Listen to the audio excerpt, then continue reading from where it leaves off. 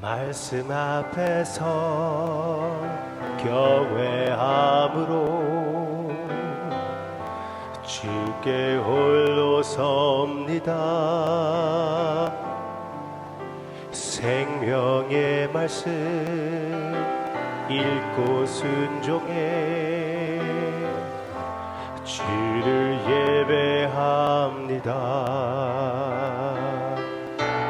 기록된 말씀 힘이 있어서 진리로 우릴 거룩해 하며 거룩한 말씀 세세 영원히 복음이 되어 말씀하시네. 하나님 말씀에 두려워 떠는 자, 그 말씀에 생명을 거는 자, 한 사람 찾으시는 주님의 약속을 믿어.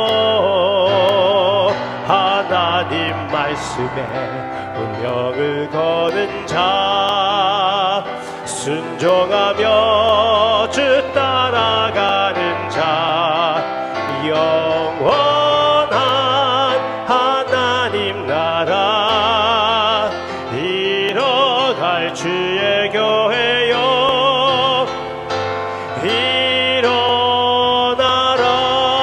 일어나라. 주 말씀은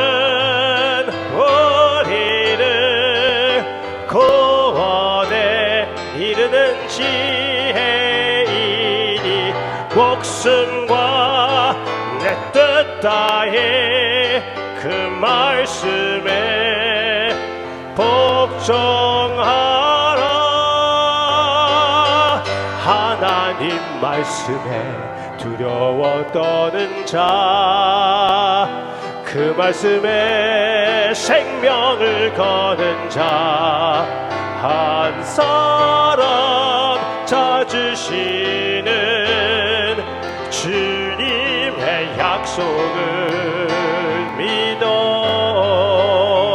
하나님 말씀에 운명을 거는 자, 순종하며 주 따라가는 자, 영원한 하나님 나라 이뤄갈 주의 교회여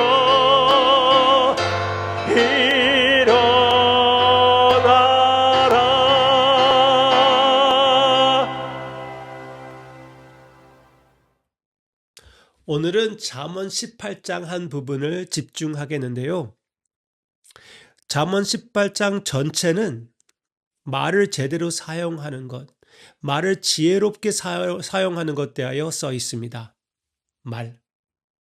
일단 더 깊이 들어가기 전에 기억하시기를 바랍니다. 잠언은 지혜의 서신입니다. 지혜.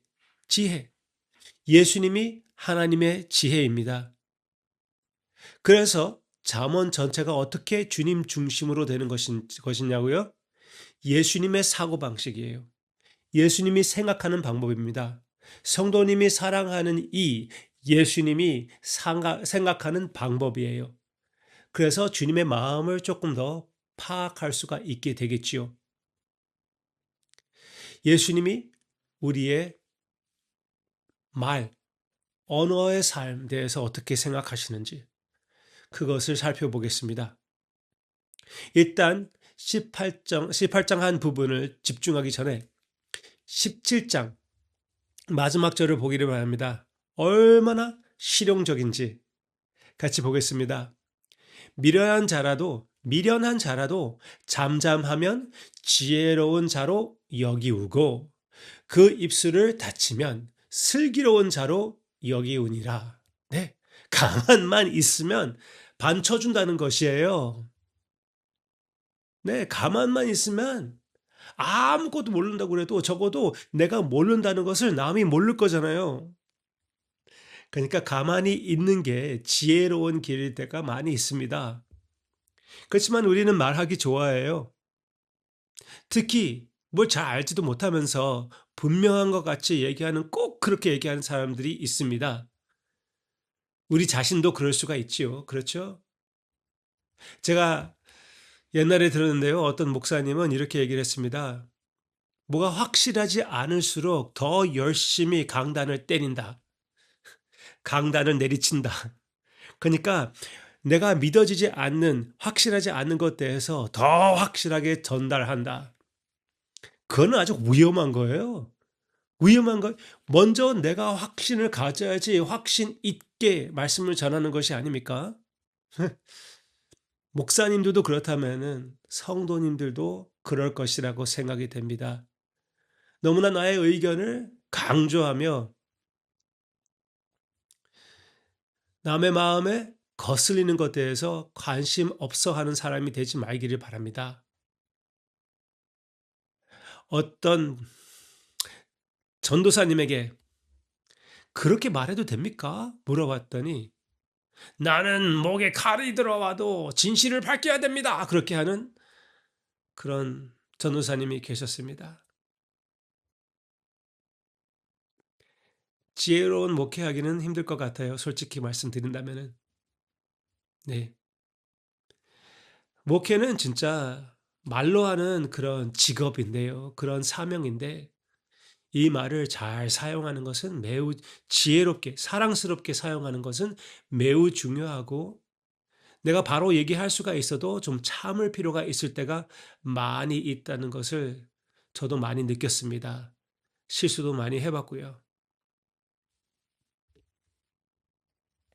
그런데 잘못 사용하는 방법, 여기에서 지금 어리석은 자는 이렇게 말을 해가지고 자기의 어리석음을 나타낸다고 했지요. 또 18장 그 한 부분에 집중하기 전에 방금 전에 17장을 봤던 것처럼 19장 봅시다. 거기에도 역시 말씀에 대한 내용이 있는데요. 19장 13절, 19장 13절. 미련한 아들은 그 아비의 재앙이요 다투는 아내는 이어 떨어지는 물방울이니라.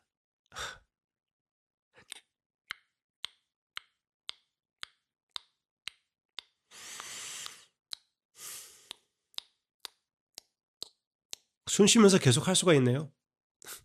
근데 그렇게 물이 떨어지는, 그거를 밤새 그 소리가 난다고 생각해 보세요. 얼마나 신경을 건드릴 것입니까?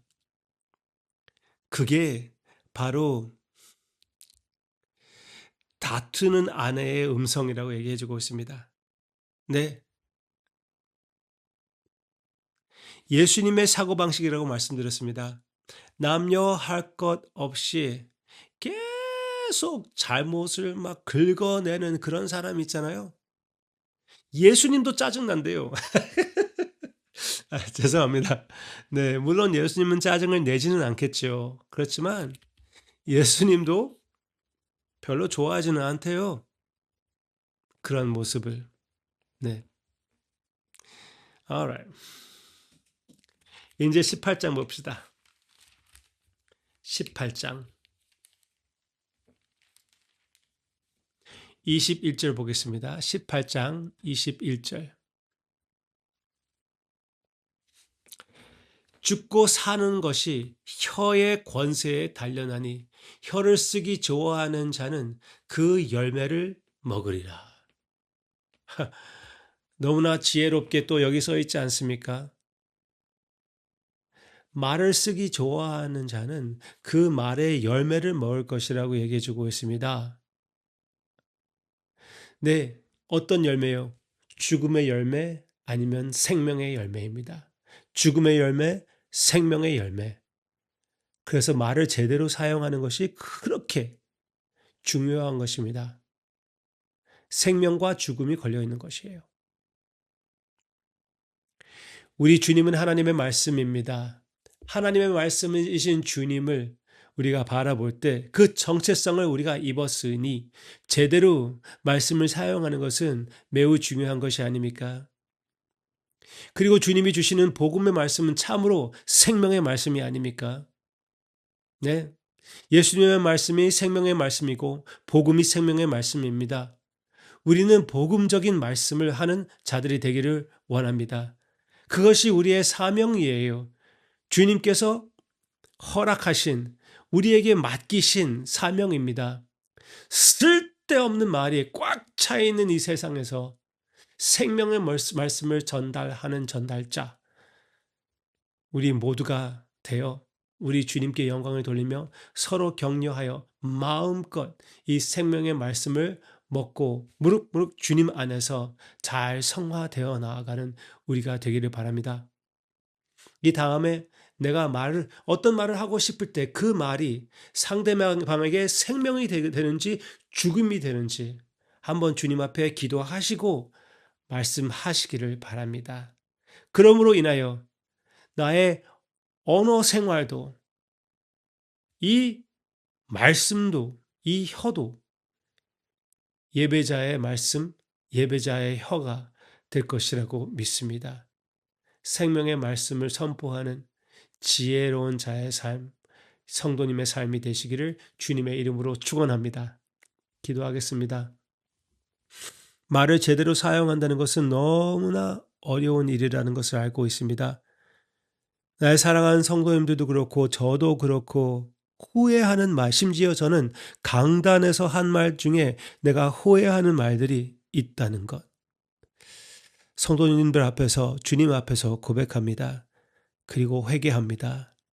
앞으로 주님의 사랑이 담겨 있고 주님의 지혜로 전달되는 참된 생명의 말씀을 선포하는 우리의 언행이 되게 해 주시기를, 그리고 생명의 양식을 맺는 예배자의 삶이 되게 해 주시기를 간절히 기도하고 원하오며 생명의 말씀이신 예수님을 바라보며 예수님의 이름으로 기도합니다. 아멘.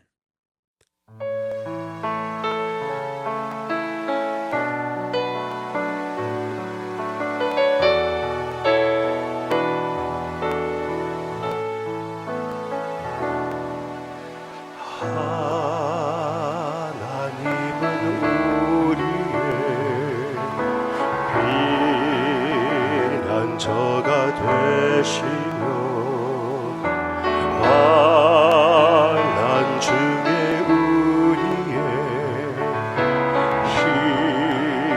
힘과 도움이시라. 하나님은 우리의 피난처가 되시며 환난 중에 우리의 힘과 도움이시라.